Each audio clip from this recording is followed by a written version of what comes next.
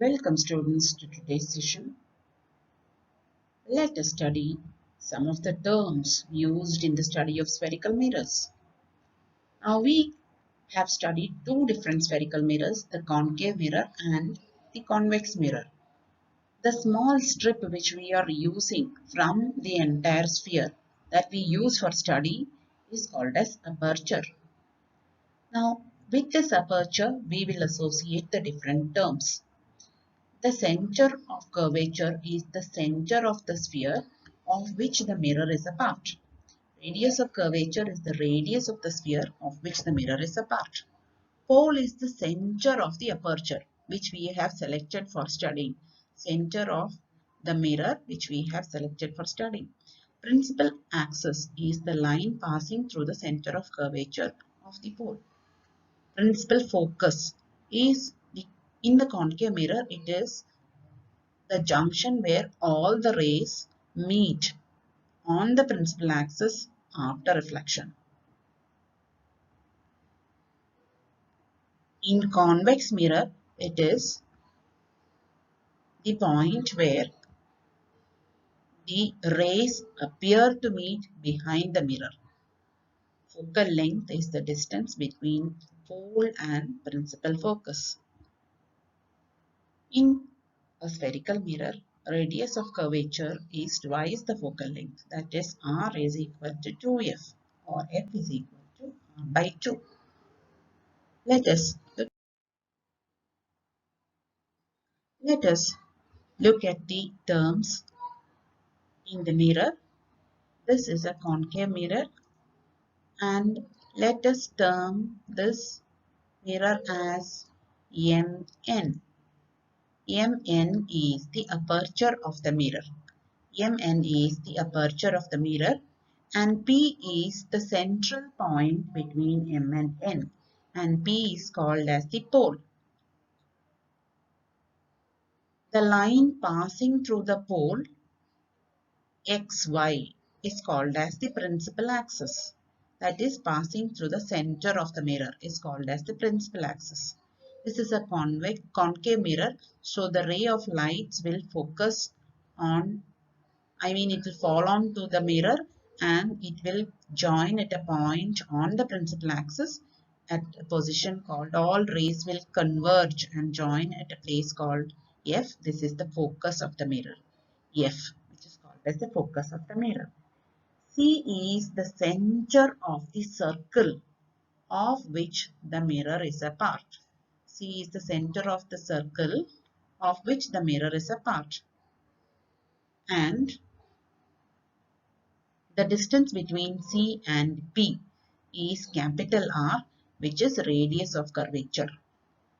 Radius of curvature, it is radius of the circle of which the mirror is a part. F is focus, C is center of curvature, P is pole, XY is principal axis. And the distance between P and F, that is focus and pole, is called as focal length. So this is the different parts you should know before you are going to study the ray diagrams. Let us see rules to reflection by a spherical mirror. We are having both the mirrors here, a concave mirror first and a convex mirror. So, in a concave mirror, a ray of light parallel to the principal axis is running parallel to the principal axis. After reflection, passes through focus. This is the first rule we should know. In a concave mirror, ray of light parallel to the principal axis after reflection passes through focus. The same way in a convex mirror, a ray of light parallel to the principal axis after reflection appears to diverge from the focus. Now we have to extend this ray backwards to focus, and the focus is obtained behind the mirror. It's a virtual image. That means it cannot be captured on a screen, a virtual image. It is extended backwards and the focus falls behind the mirror. So this is the first rule for both concave and convex mirror. Let us go on to the second rule. In a concave mirror, a ray of light passing through the focus after reflection goes parallel to the principal axis. A ray of light passing through focus after reflection goes parallel to the principal axis. In the same way, in a convex mirror, a ray of light directed towards focus after reflection goes parallel to the principal axis. So this is the way it is in both mirrors. In a concave mirror, ray of light passing through focus after reflection goes parallel to the principal axis. And in a convex mirror, the ray of light directed towards focus after reflection goes parallel to the principal axis. This is the third rule to be followed for reflection. In a concave mirror, a ray of light passing through center of curvature after reflection is reflected back along the same direction. Means it doesn't undergo any divergence or convergence. It is just reflected back along the same path. In the same way, in a convex mirror, a ray of light directed towards the center of curvature after reflection reflects back along the same direction.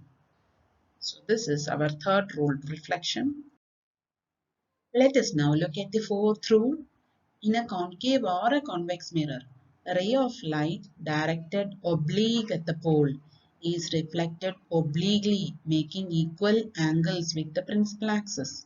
Let us look at it. A ray of light which is angled oblique at pole with angle I is reflected back in the same angle R. Both in the case of a concave and the convex mirror, it follows the laws of reflection. The point behaves like a plane mirror. Angle I is equal to angle R. So, a concave or a convex mirror, both cases, ray of light oblique at pole is reflected obliquely, making equal angles with the principal axis. So, these are the four rules to image formation in concave and convex mirror. We can make use of any two of these rays to get an image of the object. So we will be doing image formation in both concave and convex mirror in the next sessions. Hope you will practice these in your practice book and understand the concepts clearly. Thank you.